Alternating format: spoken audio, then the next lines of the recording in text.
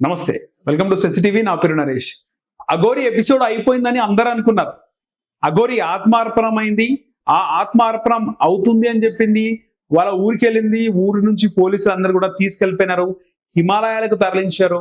లేదా రేవంత్ రెడ్డి ఆధ్వర్యంలో పోలీసులు హెచ్చరికలు చేసినారు.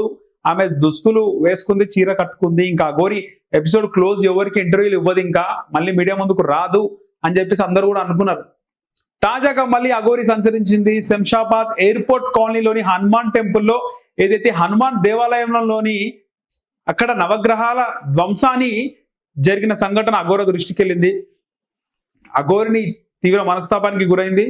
సో వెళ్ళి ఆమె శంషాబాద్ ఎయిర్పోర్ట్ లైన్లోని హనుమాన్ టెంపుల్ దేవాలయాన్ని ఆమె సందర్శించింది. సరే, వార్తలు చూద్దాం.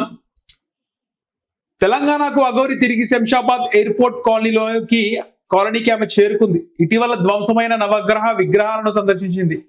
ఇక అఘోరి తెలంగాణలో నన్ను ఆపే మొగాడు ఇంకా పుట్టలేదని అఘోరి సంచలన వ్యాఖ్యలు చేసింది. ఖచ్చితంగా ధర్మాన్ని రక్షించడానికి, ఏదైతే ధర్మానికి రక్షణ లేకుండా పోతుందో, హిందూ ధర్మం పైన దాడులు జరుగుతున్నాయో, ఎప్పుడైతే దాడులు జరుగుతాయో ఖచ్చితంగా నేను బయటకు వస్తాను. తెలంగాణలో నన్ను అడ్డుకునేంత శక్తి ఎవరికి లేదు, అంటే ఏ ప్రభుత్వానికి, పోలీసులకు ఎవరికి కూడా లేదు. ఖచ్చితంగా హిందూ ధర్మంకి ఏదైనా ఆపద వస్తే నేను ఖచ్చితంగా వస్తాను అని చెప్పేసి అఘోరిని సంచలన వ్యాఖ్యలు చేస్తుంది. తెలంగాణలో నన్ను ఆపే మొగాడు ఇంకా పుట్టలేదు. ఇంకా హైదరాబాద్, తెలంగాణకు అఘోరి తిరిగి శంషాబాద్ ఎయిర్పోర్ట్ కాలనీకి ఆమె చేరుకుంది. ఇటీవల ధ్వంసమైన నవగ్రహ విగ్రహాలను సందర్శించింది. అయితే ఇక్కడ నవగ్రహ విగ్రహాలను ఆమె సందర్శించింది అంటే, నవగ్రహ విగ్రహాల ధ్వంసమైన వాటిని వెంటనే పోలీసులు రీప్లేస్ చేస్తారు. ఎందుకంటే సెన్సిటివి కూడా ఎక్స్క్లూజివ్ గా, సెన్సిటివి భక్తిలో శంషాబాద్ ఎయిర్పోర్ట్ కాలనీలో జరిగినటువంటి ఘటనను ఎక్స్క్లూజివ్ గా ప్రేక్షకులకు, సబ్స్క్రైబర్లకు, ప్రజలకు అందించింది. అక్కడ కేవలం నవగ్రహ విగ్రహాలను అగంతకులు, అంటే ఎవరైతే హిందూ ధర్మం ఇష్టం లేదో, ఇక్కడ హిందువులు ఉండొద్దు, హిందూ దేవాలయాల పైన ఎవరికైతే కోపం ఉందో వాళ్ళు దాడి చేసినారు. దాడి చేసే ముందు వాళ్ళు పక్కగా వాళ్ళ టార్గెట్, అక్కడ నవగ్రహాలు, చిన్న చిన్న నవగ్రహ విగ్రహాలు ఉన్నాయి, ఆ విగ్రహాలను కూడా ముఖం పైనే, ముక్కు మూతి పైనే వాళ్ళు టార్గెట్ చేసి కొట్టారు. డైరెక్ట్ గా కర్రతో కొడితే, ముఖం మూతి పైన కొడితే విగ్రహాలు ఇరిగిపోయి కింద పడ్డాయి. కొన్ని విగ్రహాలు ఇంకా ఇరగలేదు.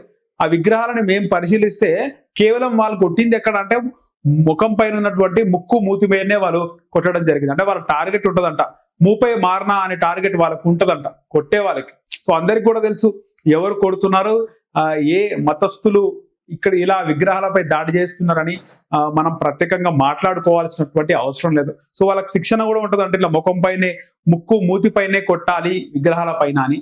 సో వాళ్ళకు టార్గెటెడ్ గా వాళ్ళు వర్క్ చేస్తారు, టార్గెటెడ్ గానే వాళ్ళు డిస్ట్రాయ్ చేస్తారు. సో ఇక్కడ కూడా నవగ్రహ విగ్రహాలను కొడితే అవి ముక్కలై కింద పడిపోయినాయి. సో ఇప్పుడు పోలీసులు అక్కడ పహారా విధించారు, ఎవరిని కూడా వాళ్ళు వెళ్ళనివ్వలేదు. కానీ అక్కడ ఉన్నటువంటి ఇన్స్పెక్టర్ కానీ, ఆ డీసీపీ కానీ వెంటనే నవగ్రహ విగ్రహాలు ఎక్కడ దొరుకుతాయో ఆ విగ్రహాలను వెంటనే తెప్పించి అప్పటిదప్పుడే 5-6 గంటల సమయంలో మళ్ళీ కొత్త నవగ్రహ విగ్రహాలను ప్రతిష్ఠింపజేశారు అక్కడ ఉన్నటువంటి వేద పండితులచే. సో అది కూడా మనం అక్కడ చూసినాం, కవర్ చేసినాం.